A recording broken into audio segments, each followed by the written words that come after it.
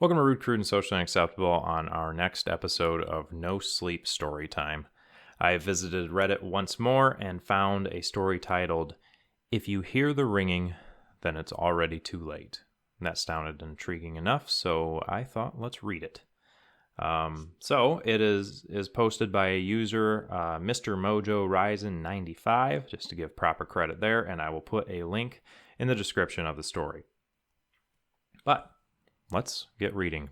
And I apologize any stumbling that I do for this, but we'll attempt to get through it.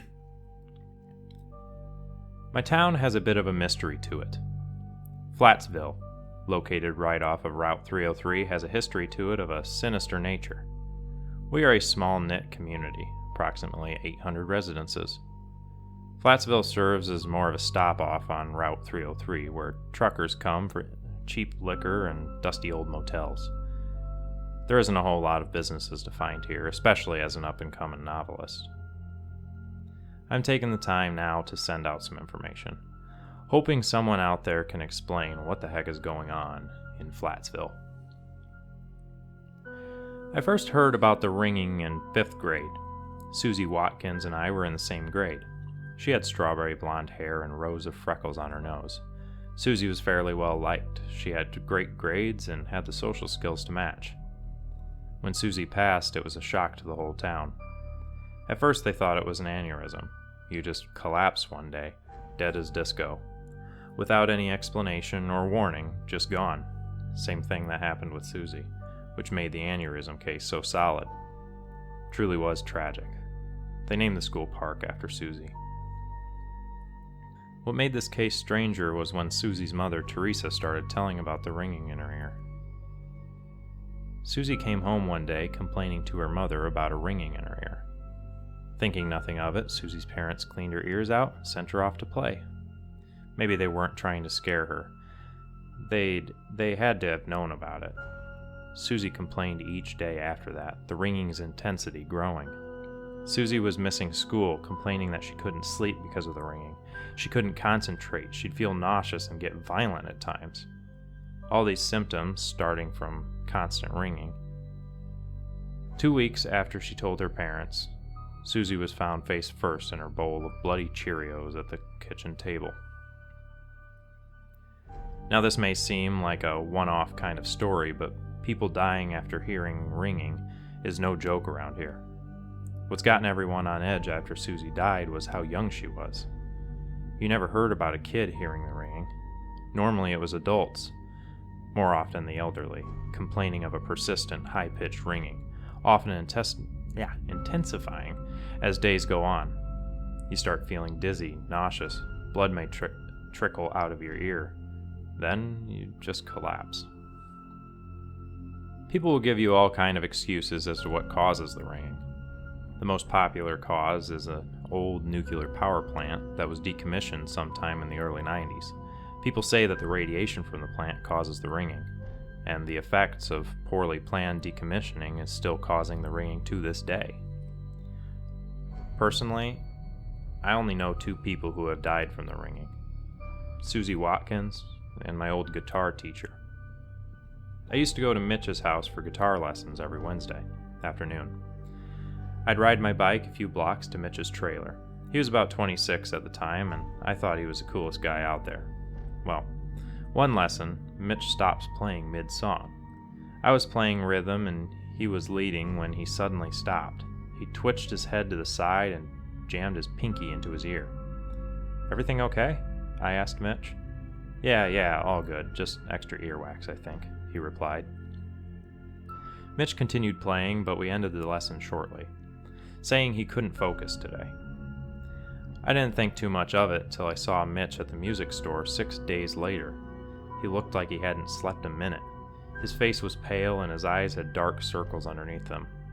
He looked wobbly, on edge like someone was trying to sneak up on him. I tapped Mitch on the back and he nearly jumped out of his skin. "Holy crap," he spoke in a weak, strained voice. "You scared the crap out of me." "Sorry, Mitch, I didn't mean to scare you. Find any good CDs today?" I asked him. Mitch mumbled something incoherently. Sorry, what? Say that again, I replied. Mitch just stared at me blankly. Mitch, I called out. Mitch continued staring at me, hunching over as his mouth gaped open.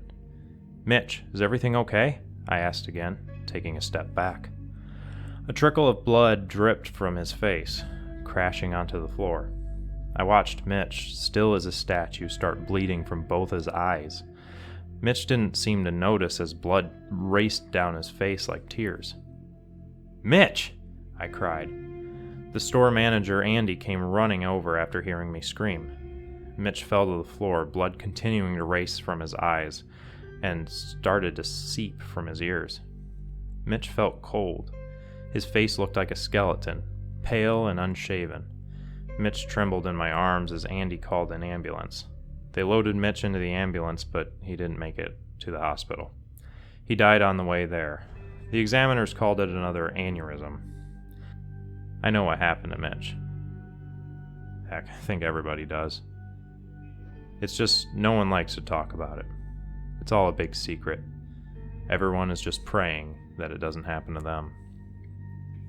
I watch as the years go by and more people each year seem to die.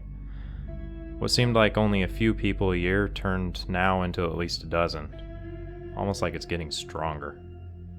It's been a few days now. The ringing started on my way home from the gas station. Thought it was just an effect from listening to my music too loud, but it hasn't stopped. Sleeping has been impossible these last 2 nights. I just lay awake, staring at the ceiling. The ringing seems like it's getting louder. My head has been throbbing. It feels as if a drill is being forced deep inside of my skull. There isn't enough Advil to take that would help it. Starting to get scared. There was blood in my pillow and sheets last night. So please, if anyone is out there that knows what the heck this is or how to treat it, please contact me. I don't know how much time I have left. So that was an interesting one. Can't say it's as creepy, I want to say, as the other one. But it's definitely interesting. I have a few observations, actually pretty well just one that I'd like to you say that, please somebody contact you. So here's me saying what I think it is that you could do to help it. So you explained that it's going on in Flatsville, right? You said, please help me. Those people in my town are always dying. Move. Just move. Go to another town. Go to freaking, I don't even know another, go to Minnesota or something. Where was this even? I didn't say a state, but move. That was an interesting one. I don't know about it, but anyway, thanks for joining on this episode. Can't say that I like this one as much as the other, but it's an interesting enough story. So I guess good job, Mr. Mojo Rising 95.